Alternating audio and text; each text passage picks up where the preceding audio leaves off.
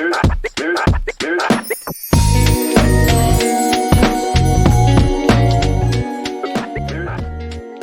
what up, dude? Y'all ever eat a shark? Welcome back to Articulate with Steve McJones. That was my impression of this week's guest, Drew Montana.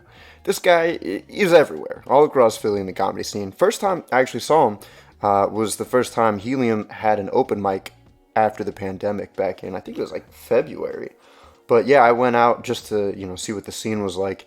And I was like, yo, they got drunk ants hosting. They got musical acts. They got stoner acts. It was amazing. Drew was the stoner act, by the way. But no, he's cool, man. He runs, the Raven, of course, on Thursdays, longest running open mic. Also, Durag and the Deertag is his podcast with Naeem Ali. Amazing. It's on YouTube. Definitely check it out. I actually, see a couple episodes live when you show up to Raven a little bit early on a Monday, which is awesome because I saw some dudes do some shots of breast milk, which was fun. So definitely go ahead and check that out. But yeah, this episode's fun because I knew Drew and I would definitely connect on being degenerates when we were kids. And so that's like the main thing that we talk about for the first half of this episode. And then we get into, his kind of experience with comedy and things like that. This is like, it's his life now. And so he talks about when he started and getting into the whole thing. And it's really cool to get a bit of a background on him because coming into the scene again, I saw him at Helium, which is like, it's a comedy club. It's a real comedy club as opposed to just an open mic. And getting a background gives him a little bit more depth, in my opinion. And again, we just connect on fucking doing drugs and shitting in people's yards, I guess. Yeah, we're actually planning a date to shit in a bag and light it on fire in front of somebody's yard. So if you know anybody that needs to be targeted, definitely hit me up so I can shit in a bag, light it on fire, and put it on their front porch. You can DM it to me on Instagram at Steve McJ. You can also just DM it to Drew Montana. Also send him as many dick pics as you can take. Seriously.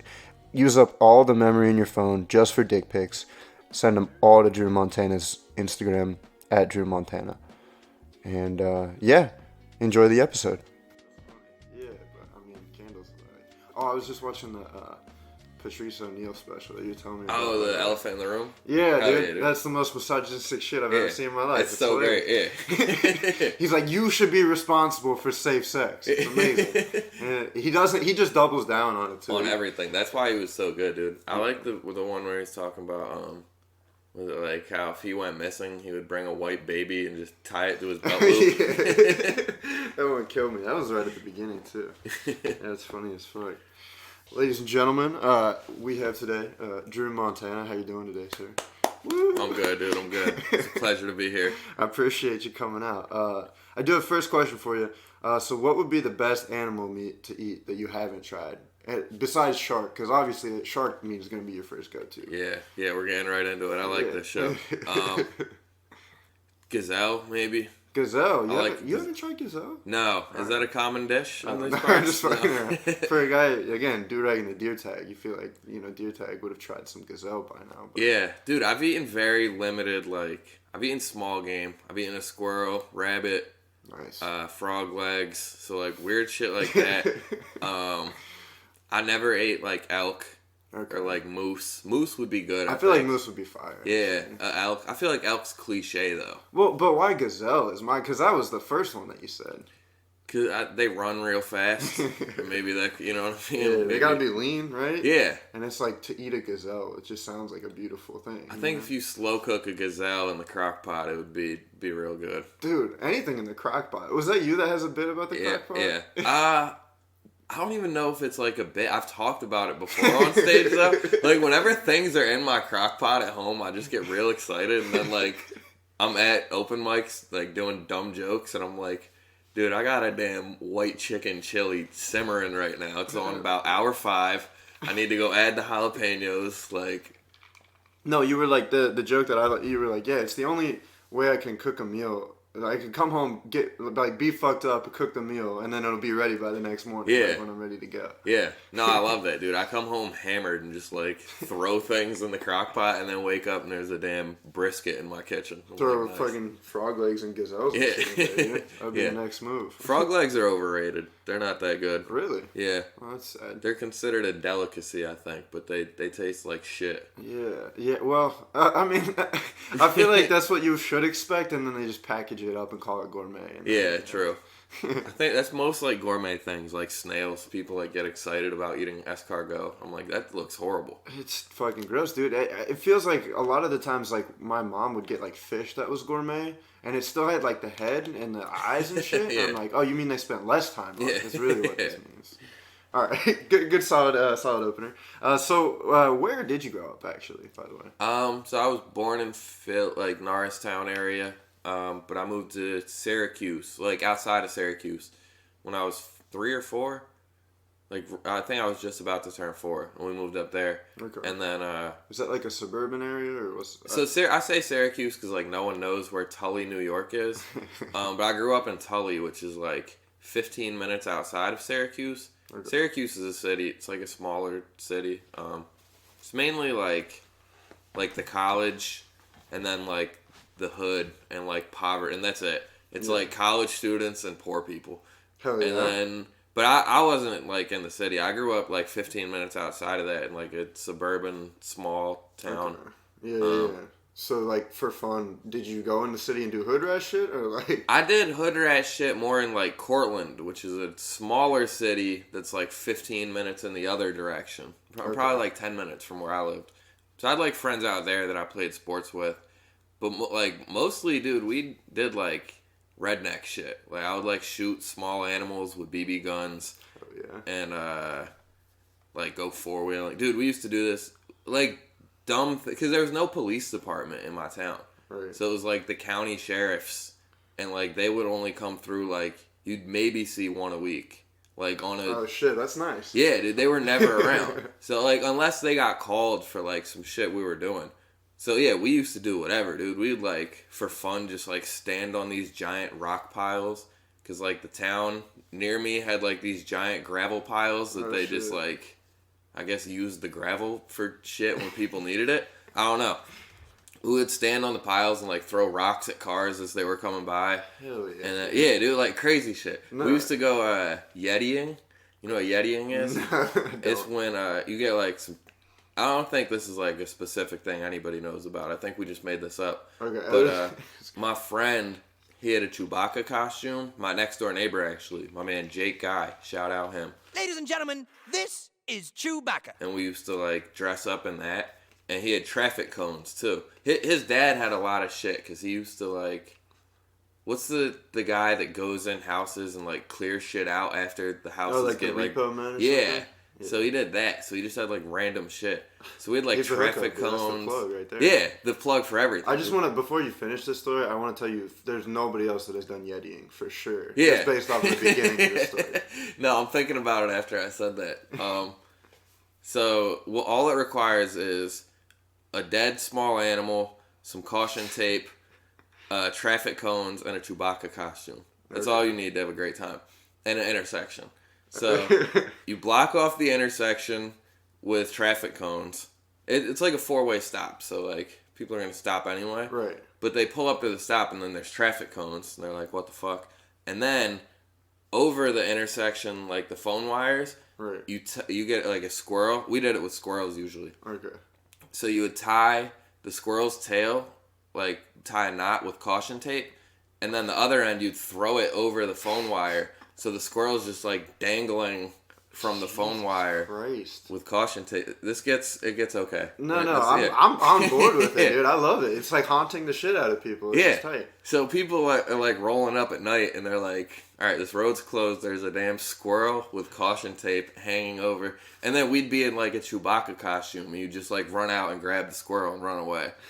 And then I don't think like, I've never heard an account of somebody that witnessed this. So, like, I don't know what their opinion of it was. But, like, to us, we thought it was the coolest thing ever. But, like, they probably were like, these kids are retarded. What are they doing? Now think about that. That does not make cents. No, yeah, I mean, that sounds amazing.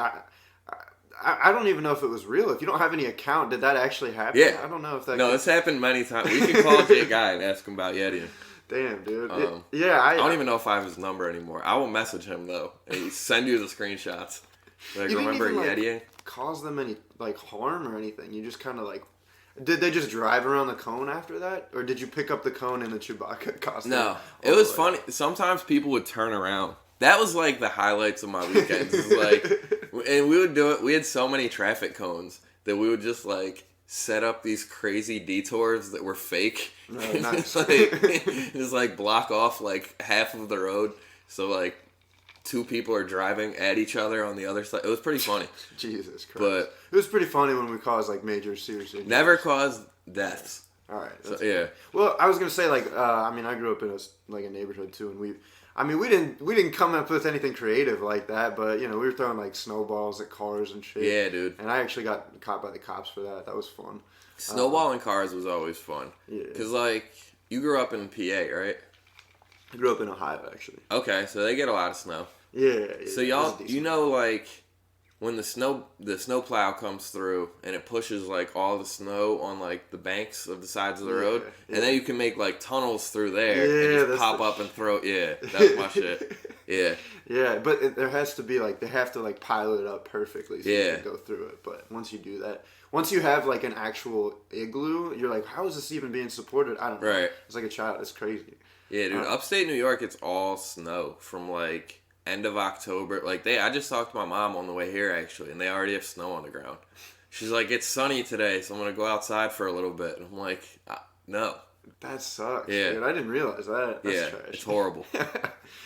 We also used to do works bombs. You ever heard of those? Works bombs. Where you take works the cleaning stuff for toilets. It's and called blow it works. Well, you put it in this is how we got creative with science. You put it in a water bottle. You put a little bit of aluminum balls in there. Oh, shit. And then you screw it on and shake it up. And the chemical reaction makes the plastic blow up as big as it can and then it sounds like a fucking gunshot in the woods. That's cool. Yeah, I mean, it was tight. And then people would get pissed at us for it. And we're like, why? We're just having fun. Is it an actual explosion? Yeah. Nice. Yeah, we used to do that with we'd make sock bombs out of Axe cans or spray paint cans and socks. Nah, see that's low level shit, bro. It is. But dude, those make a big explosion.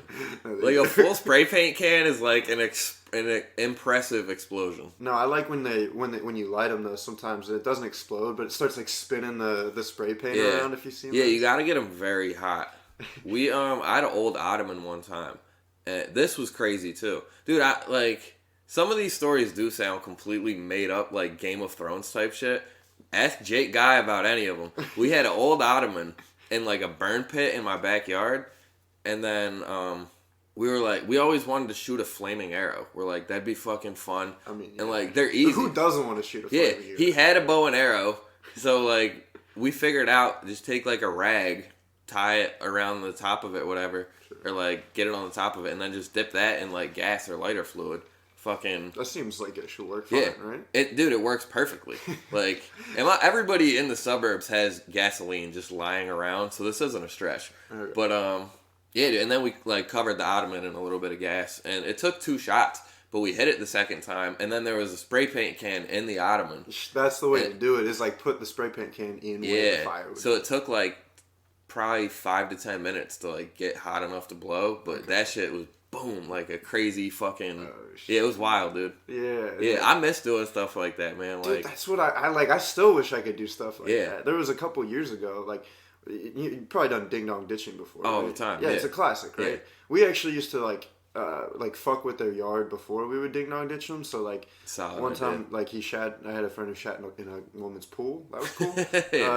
But it's a couple of years ago, it was we were in college, and had been years since we'd done anything. We're it was summer, let's get fucked up and try to do something like this. And then it's just, weird because you realize it's 4 a.m. and there's a baby crying when you ring the doorbell. Dude, it's not as fun when you're an adult and Also, it is crazy. You could probably go to jail for that. Yeah, 100%. As a 15-year-old, you don't give a fuck. 15, you'll throw a brick through somebody's car and be like, fuck them. But yeah, now you're like, no, it's crazy. Nah, it's cool though. We fuck with fire shit too. So like we were lighting newspapers on fires and just putting them in front of people's like houses and shit. That's one I always wanted to do, like the Billy Madison like shit on fire. And, like, but I didn't. For some reason, we never did it. We used to do shitting in a bag is the thing that really keeps people from doing that one. That's the hardest part of the whole process. Yeah. Is like, and then you got to, you're doing it in the bathroom, so that way you have something to wipe with, but that's kind of weird to shit in a bag, so maybe do it outside. But then do you put the toilet paper in the bag too? I see, that's a good question. It's, there's so many decisions that go into it. That's one I still got to cross off the list. Yeah, but we could do that tonight, dude. We could do that, yeah. I did, we used to tie like fishing strings to people's like door knockers. Oh, and it's rare because like, people don't have door knockers like that anymore, I guess. But like in the suburbs, no, in the suburbs they do, like those big fucking like 3-4 bedroom houses, like really, yeah. Damn. Just sitting on a nice driveway with a yard. They always have like door knockers, and they're not like the big ones. They're just like the little like metal things. But you could tie a fishing string to that and then just go across the street and just like slightly pull it. People be like, "What the fuck?" Yeah, they wouldn't see the string. Not if it's a clear string. If you get like a 2-pound test line or a 2 test pound, I don't know what the terms are. Yeah. But yeah, some fishing strings vary like that. Tight. You ever get in trouble for doing anything like that? Yeah, all the time. Oh, for sure. Yeah, all the time. That was the fun part. This kid actually got tased one time just running from a ding-dong dish. Really? Yeah, a ding-dong dish scenario. He was a shit kid. Like, he had a history for sure. Like, the cops, I'm sure they had ulterior motives trying to get him down too, but he was running, and they tased him. I was small enough of a town where, like, if I got in trouble with a group of my friends, somebody knew one of us. Yeah. You know what I mean? Yeah. So, like, it was always, like, we'll talk to your parents at fucking church or something. I'm like, well, I won't be there, so I don't care. Like, once or twice we got in trouble with the cops, but it was always, like, stupid shit where they'd just, like, bring you home. Yeah. And then just let you go. Like tell your parents. Yeah. And your like, parents get... Dude, this one time, me and my friend Mike got caught with, we both had metal baseball bats, and we were just like walking down this one street, just like smashing mailboxes. Hell just yeah. Like, dude, like literally every mailbox on this street just like destroyed. And then the cops rolled up on us, and we just threw the bats into the ditch, and they were like, "What'd you just throw into the ditch?" And we were like, "Nothing." And then they went and got the metal bats, and we were like, all right. And then they were like, "Did you smash the mailboxes?" We were like, "Nah, we just came from baseball practice." And they were like, "That's nowhere near where we are right now. What are you talking about?"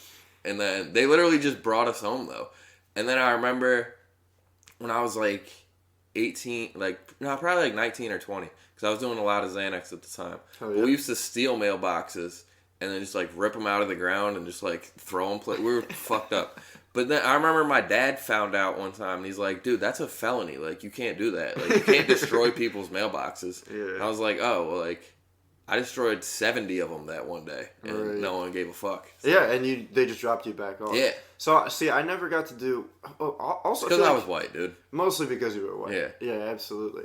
And I think that goes for, like, every suburban white neighborhood, for sure. But I never got to... I feel like you missed out with the metal bats. You weren't even in a car. Like, I feel like half of the fun is, like, being in the car, getting the momentum on them. I mean, we were, like, 15, so, like... Yeah, it's fun. Yeah, we had to get running starts. Yeah. Hit these mailboxes, but... No, so I never did that, but we did accidentally catch a mailbox on fire, and then it was just gone the next day. That's funny. Like a wooden mailbox? Yeah, imagine, like, you walk outside, and you're like, where the fuck is our mailbox? Just because, like, it's not... Right. Like, you have to see the pile of ash on the ground. Yeah. Did you grow up in a place where, like, people had fancy mailboxes at some houses? Like, most of them were, like, the metal mailbox, but, like, you'd occasionally have that fucking douchebag neighbor that has, like, a birdhouse mailbox or something. Yeah, I hated those. It's got, like, flowers and shit. Yeah, those ones are the targets. Yeah, we would target those for sure. Yeah. Do you know what you're doing? Yeah, exactly. There was this kid, Dan Morris, that I fucking hated. And I'm good for that. I'll come on people's podcasts and just name drop people that'll never hear it. Yeah. So, not saying your podcast isn't shit, but Dan Morris is a retard. He wouldn't listen to something this high quality. I'm not saying that Dan isn't a retard, but people also don't listen to the podcast, so it's fine. Dude, long story short, like, I didn't like him in high school, whatever. Like, we had problems. And, dude, I destroyed maybe no bullshit, like 8 to 10 of his family's mailboxes. Like they would just keep replacing them, and we would just go and like rip it out of the ground and smash it up and like. Fuck that person. Yeah, fuck him, dude. Yeah, dude. Yeah. That's what we had. This one lady that was Miss Testerman, which Miss Testicleman. And, yeah. She was just a bitch teacher. Easy target. Yeah. Yeah, and then she. Oh, she was a teacher. Yeah, even easier of a target, you know. But at some point, she kind of figured it out. And because it was like Fridays and Saturday nights, and we went up and ding dong ditch, and she had her like kids that are like 20 to 30 years old like come out and chase us immediately after. It's got to be so easy for teachers to like, cause we had teachers we would fuck with too. Our vice principal was a bitch, so we would always like go to her house and fuck with her. Of course. But like, it's got to be so easy for teachers to know who it is. You know what I mean? Like, cause it's not like 1 out of 10 times. No, maybe more than that. I don't know, like 3 out of 10 times say, does your house get randomly ding-dong ditched? But like most of the time you know whose house it is you're hitting. Yeah. So, and also like when she sees a group of like you and your friends giggling the next day, she's like, alright, these fucking idiots. Like, yeah. No, for sure. And like, I don't know, you have to limit, you know, imagine them out of the school. There's probably like the good kids, and then there's going to be the kids that live near you and are also degenerates. Right. Like she could figure it out pretty quickly. Yeah. If she's smart. Most teachers are dumb though, so that's just how.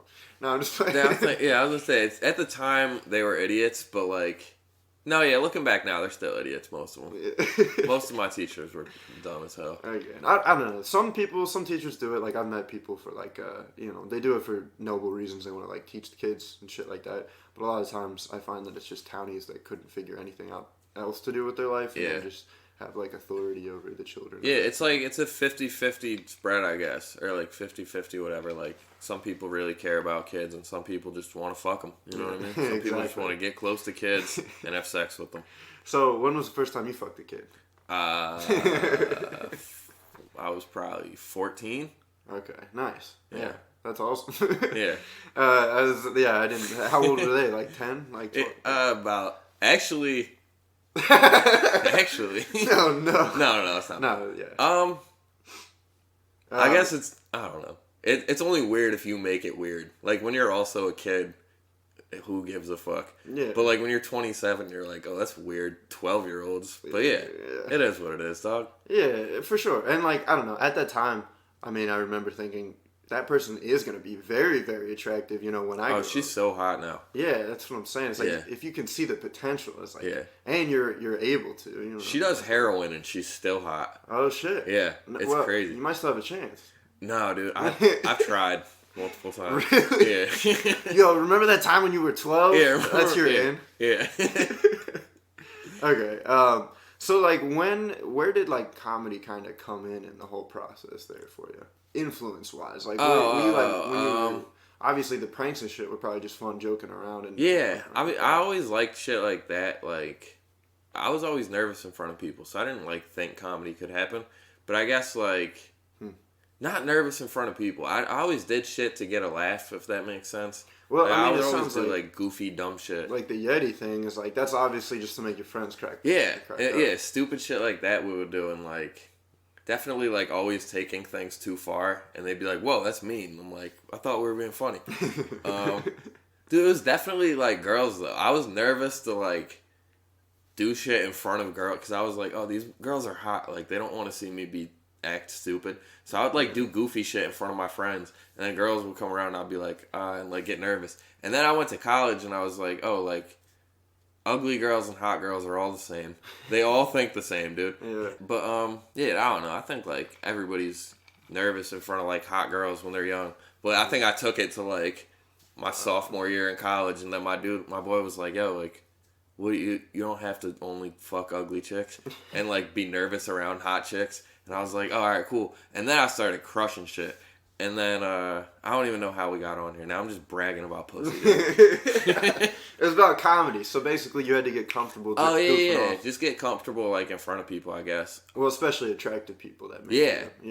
Well, it's funny that you say that. Because we were actually, on Friday, it's not the same situation, but on Friday after you did, like, the headlining set at the college class, it's like I've seen you at open mics and, you know, you are the host and, you know, you're big time. But you're also like working open mics in Philly and stuff like that. Dude, yeah, I'm any bull. I'm just trying to be out here like be funny for my friends right now. Yeah, yeah, exactly. But it's a similar thing. Like when I first started, it's like being self-conscious in front of people who seem like they're super experienced, right, and like super well versed, and like I don't feel as funny in front of those people because I'm more nervous to make dumb jokes or some shit like that. Nah, dude, fuck that. Because like, yeah, that's what makes people laugh is just being stupid. I guess I don't know. Yeah. I'm so bad at giving advice. Well, no, and that's what I don't feel that anymore. But like I remember like coming into the scene, it's the same way. Like I said, like around hot girls, instead of realizing that they're just another person that you can just fuck around with, it's like, all right, they just want to see you. No, exactly. I mean, like, even I still get like that sometimes where, like, it's weird. Like, if I go to, like, New York and I'm on, like, a lineup of, like, fucking 7 people and they all got, like, this person was on Conan, this person was on... Yeah, and I'm like, they're like, Drew was on his fucking dumb podcast. And I'm like, shit. But yeah, dude, it's always, like, once you get... I feel like once, like, I hear a first initial laugh, I'm like, all right, we're good. Like, we can figure it out now. That's the comfort zone. Yeah, exactly. Yeah. All right, so did you start, like, watching comedy at some point? Or? Yeah. I watched... I remember the first comedy shit I saw was, like, the Blue Collar Tour. Like, Larry the Cable Guy, and Ron White, and Foxworthy. Dude, I thought they were the fucking shit. Hell yeah. I'm like, Larry the Cable Guy is the greatest comedian to ever live. Yeah. It's not even a question. Hey, this is Larry the Cable Guy. And somebody as educated as I am, where do I turn to? NASA TV!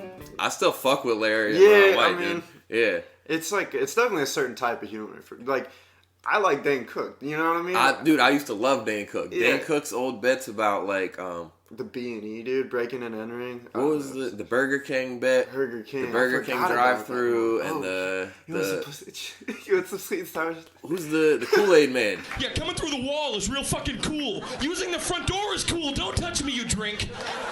Don't touch me, you giant beverage. Oh, Dane Cook's yeah. Cool. Yeah, that, like, those were some of my first experiences with it, for sure. Yeah, the YouTube videos of, like, the drawn versions of his sketches, that's, like, a deep memory. Yeah. Damn, I forgot about those. The Monopoly one, dude. Dude, I'm trying to think if I saw that or Blue Collar Tour first. Oh, shit. Yeah, because they were around the same. He had, like, what was like 3 years where he was just like didn't he do Madison Square Garden? Dane was on fire. Yeah. And then he just like 3 years and then it was done. Like you never heard from him again. That's all I need, you know? Like I would take that. I heard Dane Cook was like the first guy, like the first comic to figure out social media. Oh, really? Like they credit him with like the MySpace shit. Like Dane Cook apparently blew up on MySpace. I was fucking like 6, 7 when that happened. Yeah. But yeah, dude, Dane Cook and like Larry the Blue Collar Tour was the shit, and then after that it was just like Chappelle Show. Like I fucked with Chris Rock, but I didn't like really get into comedy like heavy until probably like 2017, 18, because I did a podcast too, but it was the Breakfast Club. Yeah, it was kind of like that. It was just like a hip hop show. Okay. Like we talked about music. And, like, I was always trying to be funny on that, and they weren't. Oh. So I was like, oh, fuck this. And then I started listening to Rogan, and then... he had a little bit of humor in while he was talking about the sports, right? But, well, even he was, like, putting me on to all the other comics. He was, like... Because he was having on, like, Theo and, like... I'd heard of, like, Opie and Anthony, but, like, I'd never listened to them. And then, like, he was talking about, like, all the days back then. So I found so many comics just from listening to Rogan. And then, obviously, like, finding out who else is in that circle. And I just dove into it, man. I'm like, I fucking love this shit. Yeah, it just became like a hobby almost for you. And that, once I started it, I'm like, oh, this is what I do now. Like, So when did you do your first show? June 11th, 2019. June 11th, 2019. Will not forget, dude. How did you Grape Room. decide to do it? And, like... Because, I wasn't doing shit until I started college. I was just, like, bored every night. And, like, dude, life sucked. Yeah, no, life does suck. And then that's why you do comedy. Yeah. Just to laugh about how much it sucks, I guess. It's been so much better now that I have shit to do, though. Because, after, it's weird, because I stayed down here. And, like, all my friends that, like, also stayed here from college, like, slowly started moving away. And, like, right. So it was a weird time. And then, Yeah, like, I had like only shitty jobs, so I was making no money. Right. And just like stealing bagels from Giant every day to eat because I was poor. Yeah. And yeah, it like And also. so, like, what pushed you then? Like, what was... I know you were, like, getting into it. Well, right? some girl that I worked with, I actually got a decent job and like made money where I could eat more than a bagel every day. And, A stolen bagel. Yeah, yeah. I could buy bagels now. Nice. This girl at my job, she was like, oh, she was so hot. She was like, oh, you're funny. Because like we took lunch together one day, and I was just like trying to do anything to impress her. Right. And she was like, oh, you're funny. You should try comedy. And I was like, that's a foreign idea. And then like right after that, this guy I went to school with, college with, he tried comedy at Grape Room. And I remember I'd Googled like open mic comedy because I was listening to like Rogan and shit and like trying to figure out like, they were all saying like, you just gotta, if you want to do comedy, just do open mics. And I was like, all right, where? And I was like Googling it and nothing was, like, it's hard to Google like open mic 100%. comedy and Philly. So they were giving me like Good Theater, which had shut down. I think like Helium. Which is, like, kind of hard. Yeah, to so, start and, like, with doing open mics. Yeah, exactly. Like, that wasn't even, like, on my radar yet. I'm like, nah, I don't think that's what people do. Right. And then this fucking dumbass kid that I went to school with, he, like, posted, he's like, yo, I'm doing open mic comedy at the Grape Room in Manioc. Everybody come see it. And I didn't go, but he sent me the video of it. And it was so bad, dude. It was horrible. And he crushed. Because he brought, like, 40 people. And he just, like, brought his friends and, like, family and shit. Yeah. So, for his first time? Yeah. Damn, that's a bold move. He was, like, a popular kid. Okay. But, for some reason, he, like... I think he had that idea that everyone has when they first start comedy, where they're like, oh, this is so much... It's going to be easy. Yeah, like, I got this. I can just be funny on stage. Yeah, like, remember watching specials before you tried it, and you're like, oh, I could fucking do that. Like, yeah, everyone did. But, yeah, that guy... I don't want to say his name, but he did the fucking Pat Whalen. He did comedy, like, I thought it sucked, but he killed, and I was like, alright, I'm gonna do it. Hell yeah. And then, yeah, we just got into it, dude. So what was the comedy scene like when you started? Like, joining in, it's still kind of similar? You think? I was like, I don't know, I was like the only new person that I knew of. Like, nobody joined with you at the same time. Okay. So, like, people had started, like, a few months ahead of me. Mm-hmm. Like, I think, like, Pete Eckenroth started a little bit before me. Really? I don't know, like, a couple people, I forget. But, yeah, a lot of them started, like, right before me. And then, so, when I started, like, they were, like, 3-4 months in. So, they kind of knew a little bit what they were doing. And, like, they had friends. Right. So, it was all, like, foreign to me. Like, I thought they were fucking... Like, I remember seeing, like, Zoe Dixon and, like, Finessica, and I'm like, oh, they're the shit. And, like, they are the shit. I love both of them. Right. But, like, their first times I saw both of them, they crushed. And, like, everyone was like, oh, good shit to them after. So I was like, damn, that's what I strive for. Yeah. Is to be Finessica. I still love Finessica. Literally, the first time I saw her, I told my friends afterwards, I'm like, dude, there's this girl, Finessica, in the city. She's a monster. She's famous. She's got to be. Yeah. And it was just off of, like, one regular set at Comedy Joint. And then, like, you get into it and you realize, like, oh, everybody occasionally has a decent set at Comedy Joint. Yeah, definitely. So, yeah. No, it's, I think we talked about this before, but it's like, again, coming into the comedy scene, you know, you shouldn't, I don't know, like, I show up and you see somebody that looks kind of awkward and like, oh, they're probably going to suck up on stage. Yeah. And then they go up and they fucking kill and you're like, damn, now I got to, like, step my game up to be better. That's something, like, I still catch myself, and, like, I try not to, but, like, I'm so judgmental and I don't want to be. Right, it's hard. But, yeah, dude, like, I see people and judge books by their cover immediately. Like, people who say they don't are fucking liars and they want to be philosophers so bad. They're like, they just regurgitate quotes that they see on Twitter. Right. Like, don't judge books by their cover. Like, oh, you fucking don't see people when they approach you? Yeah. Like, yeah. And sometimes, my friend and I actually got to the bottom of this, is that sometimes that first judgment is for a reason, you know? Like, there's some shitty people that look shitty because they live a shitty life, you know? Maybe you should, you know, second guess your initial judgment, but I also think, yeah, there might be a little something there. 4 out of 5 times you're gonna be right judging books by their cover. Like, maybe 95 out of 100 times you'll be right. Like, it's very good chances that this piece of shit that looks like a piece of shit is actually a piece of shit. Yeah. Right. That's interesting. So then you started doing it with all these people and started out and, thought that they were killing. So they kind of inspired you a little bit or? Yeah, kind of. I mean, my first set was like, it was decent, but I knew, like, after I did it, I was like, oh, I'll never do those jokes again. But, like, I got a couple laughs, and I was like, all right, like, we're on to a start. Right. And then, dude, I used to watch so much stand-up when I first started that, like, I was just trying to pull ideas from, like, everyone else's shit. Yeah, and like Tom Segura, you're, like, throwing... Yeah, and then it just gets diluted, so I'm like...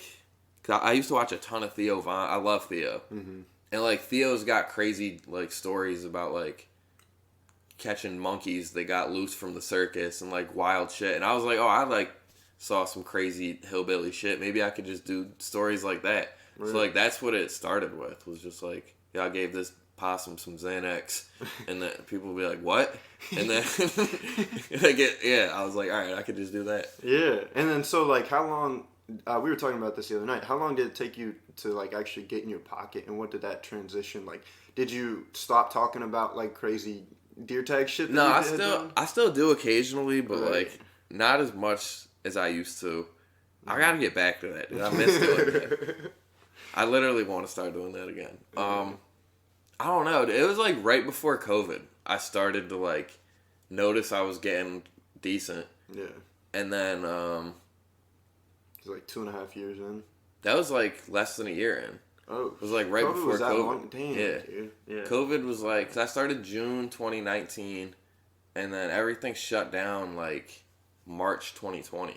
So I wasn't even a year in. Like that's when I was fucking like balls to the wall. Like 8 months in, I was like, I want to fuck every microphone in the world right now. And then like I just gotten booked on like my first 2 things, and I was like, fuck yeah. And then everything shut down, and I was like, "This fucking sucks." Yeah. And then I did a ton of roast battles on Zoom because I was like the only I didn't want to do Zoom stand up. Yeah. I did a couple of them, they sucked. Mm-hmm. And then I did like a bunch of roast battles on Zoom. Dude, I actually won 3 roast battle tournaments over over Zoom, and they all like they weren't how ours is now. They were very like you get a minute to just say whatever, and, like, you don't write any jokes. Oh, yeah. So, like, and people weren't writing anything, but I was writing, like, some jokes and, like, researching these. Like, I researched everybody in these tournaments. And I was just like, I'll write, like, 8 stupid jokes for each of them. Right. But none of them were, like, legit jokes. They were all like, you look like this, or whatever. But I did a bunch of those, and then... After, like, things kind of started opening back up again. Well, once things weren't opening up for the longest time. They were like, fuck you guys, comedy's dead. Yeah. So we did, I hit up Sonia, because, like, right before COVID, it was, like, literally, like, 2 days before the shutdown. I did a show with Jay and Lemire in Virginia, and that was, like, my first time, like, doing something out of state. And they asked me, they were like, yo, we've been thinking about, like, putting you on like the Raven team if you want to start hosting. I was like, fuck yeah. Oh, yeah. And then everything shut down and Raven was done. And then I hit Sonia up and I was like, dude, Jay and Lemire said I could maybe host when the mic's a thing, but it's not a thing anymore. Can I start doing it outside on the Raven steps? And she was like, yeah. And then hell yeah. So you actually started that? Yeah. Nice. I mean, I gotta give Jay Simpson a lot of credit too, but like, dude, without... It's weird saying shit like this, but I will confidently say it. Without me and Jay Simpson, Raven, I don't think would be alive. Oh, wow. Like, because they weren't making any money over the summer at all. They couldn't. And then they had to shut down in the fall again. We did a couple basement shows there where we would just, like, do it in the bottom floor of Raven. Yeah, I've heard people talk about those ones, how they were super fun. Dude, it was, like, all underground shit. Yeah, those were nuts. They were packed. Because it was, like, the first time people could, like, do anything in, like, fucking 8 months. And we were like, we're having a fucking speakeasy bar show. And, like, we expected, like, 10 people to come, and they were packed. They were nuts. And then, I'm trying to think, like, how it... Because Raven... And then they shut down again, like, during that second shutdown. Oh, shit. And then, we were still trying to do, like, the basement, and they were like, nah, you can't do it. But just from, like... Well, and then this past February when the vaccines came out. So that was probably in fall of 2020 Right. that you started doing those underground shows. So yeah, and they were shut down for like a good probably 6 months again between that. Right, But, and then February it kind of started up again. But like in that in between time from like October to like February, like nothing had happened in that building, and like I don't know how, but somehow it was just like a ton of trash piled up. So that like Raven was if you think it's a piece of shit now, it was so bad, dude. In like late January, early February, and me, Jay, and Chance McDonald went in there like 5-6 days in a row and just cleaned. Oh shit! Because like the owner doesn't do shit. He wasn't gonna he was ready to let it die, and we were like, dude, fuck that. Like, like this place is wild, and like it still is, dude. Like nowhere else in the world is like Raven. I don't think, at least not in the city. Right. Like it's an insane place. They let us do whatever the fuck we want in there, outside of like set off the fire alarms. Yeah, if I ask any like experienced comics, like, hey, what's your favorite open mic? And they're like, Raven, 100%. Yeah. Every time. Dude, like, it's gotta be. Dude, as like a new open mic, I was like, Raven? Are you shitting me? This place is the worst. Yeah. And you're like, yeah, but it's also the best. It's got so much history to it too. Yeah. That's why I was like, especially when they were like, they first said I could host there, and then they were like, psych, we're shut down. I was like, nah, bitch, like I'm getting my fucking yeah, it's trash. All right, and so then from there, once you reopened again, once everybody reopened in February, you were already hosting shit. You had that experience, and then just like led into where you are now, or I think just like the I don't know if I got better or everyone else got worse, or like they slowly met in the middle, right? But I think it was more of like a slow meet in the middle type thing. Yeah. But like I didn't stop during COVID, dude. Like I took a couple months off. And then, like, outside of that, it was just, like, fucking basement shows. Like, we were doing outside shows in the snow. Like, I was like, we're going to fucking make this happen. And then people took 14 months off. And then they started again. So, yeah. Yeah, that's crazy. All right, next question for you. Do you believe in God? Yeah, I think... I don't know, dude. You haven't thought too much about it? I did think about it a lot. I used to. I used to go to church a lot. Right. Like I grew up Catholic. I got confirmed. Nice, me too. What's your confirmation name? Fucking it's like a... Oh, dude, that's gay. You gotta pick something cool. Yeah. What? Did you pick like Judas or something? Xavier. Oh well, all right. That is fine, actually. That's way better. Yeah, for sure. Huge X-Men fan, big college basketball guy. Like, let me pick something dope. They were like a 2 seed in the tournament that year. Yeah. I wanted to pick Carmelo for Carmelo Anthony, and they were like, nah, it's not a saint. And I was like, you sure? I don't know anymore, dude. Do you have a specific belief for sure that you believe in? You were talking about simulation theory the other day. I don't know if that was the thing. I kind of believe in simulation. Dude, I don't know. It's like, I could go for days on shit like this. If you don't have a quick answer, we can maybe wrap it up, bring it back another time. Yeah, do that. Because we're part 2, dude. We could talk about God in the simulation for an entire hour. 100% down with that. Absolutely. You almost just rattled the whole fucking circuit board, dude. I saw your brain. I was like, all right, we don't need a definite answer right now, dude. All right. If you were going to kill yourself, how would you do it? Definitely take somebody with me. Oh, really? Yeah, for sure. Okay. Like, you know, I'm like, I think that's the ultimate prank. Is like seeing the look in somebody's eyes and you're like, no, we're both about to die right now. And they're like, wait, what? They're like, are you fucking serious? I'm like, yeah, it's over. Like, I think it'd be so funny. Not like a murder-suicide. That's crazy. But like, they kind of knew something might happen in that direction. I'm a big fan of... I've gave this answer before.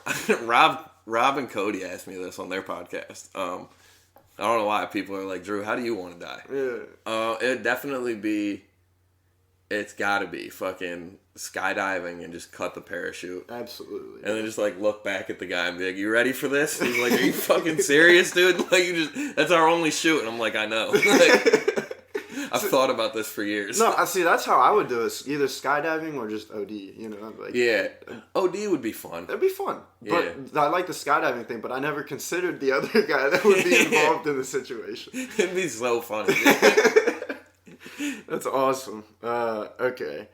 Or, wait, real quick. Yeah. I would just because I want this theory to be proven, I would let somebody drop a penny off the Empire State Building and hit me in the head. Yeah. I would let that happen just for science. It might take a minute to like get the aim perfect. We could put a tube or something there. From the top of it. Yeah. That's a good way to do it. I think that'd be nice. Actually, just to prove it. For science, dude. Dude, and it's like, imagine having like a penny imprint like go through your skull. That would be cool. It would be straight to the fucking core, dude. Yeah. That'd be nice. Okay. All right. What's the best drug experience you've ever had? Damn, dude, I've had some fun times. Probably salvia. I loved salvia. DMT was cool, but it was like, I don't think I got anything from it. I was real young when I did DMT. I was like 16.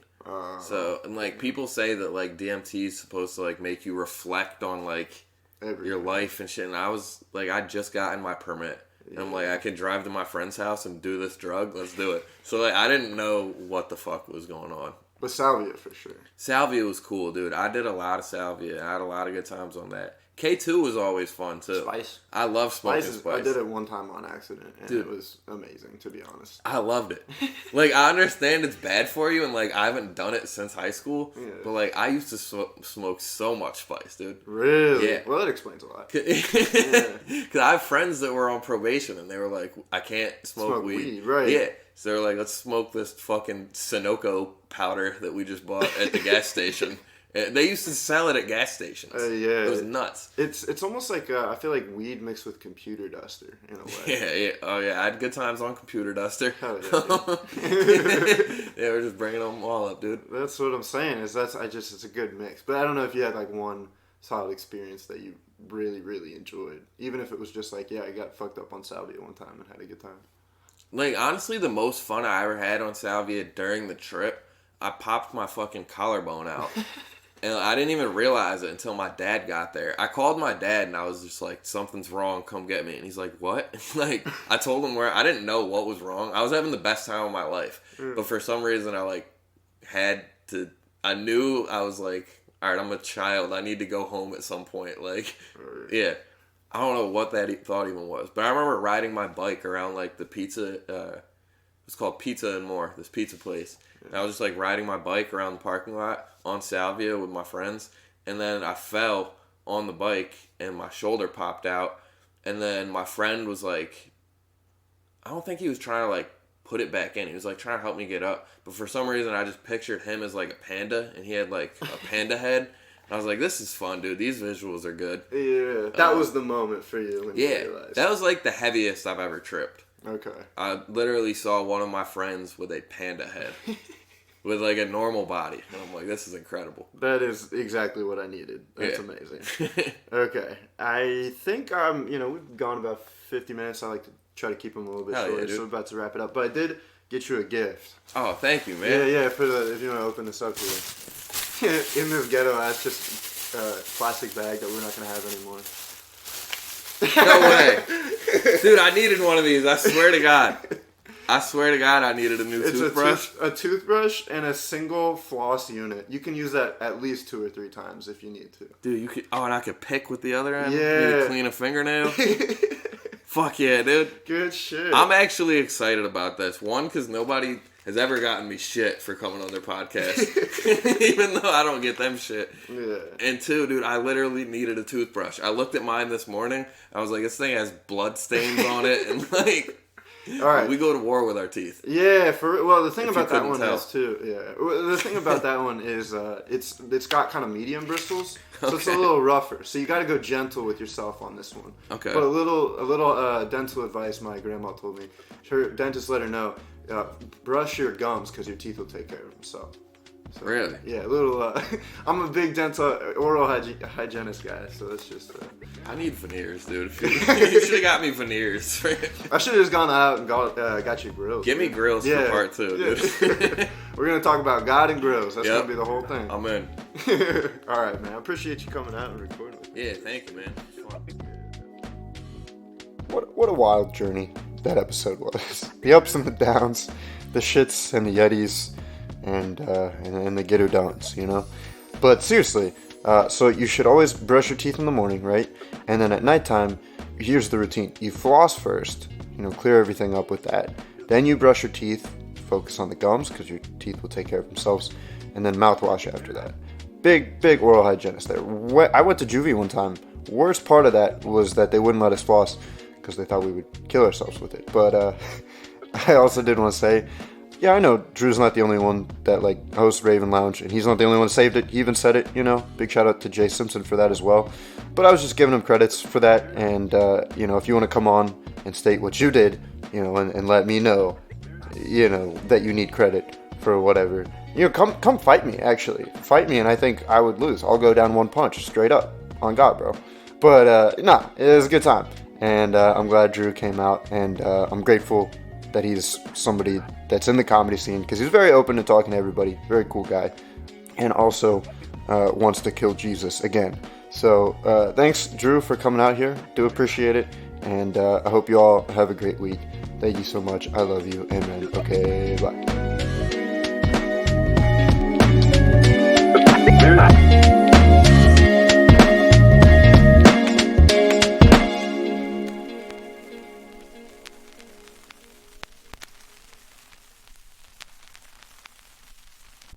Yo, we got 48 comedians out here tonight, and you know what would make abortion clinics better is if they fed you the dead animals afterwards. Like, why don't we have animal crackers? You know who would have liked those animal crackers? The penguins in the zoo in 84 degrees.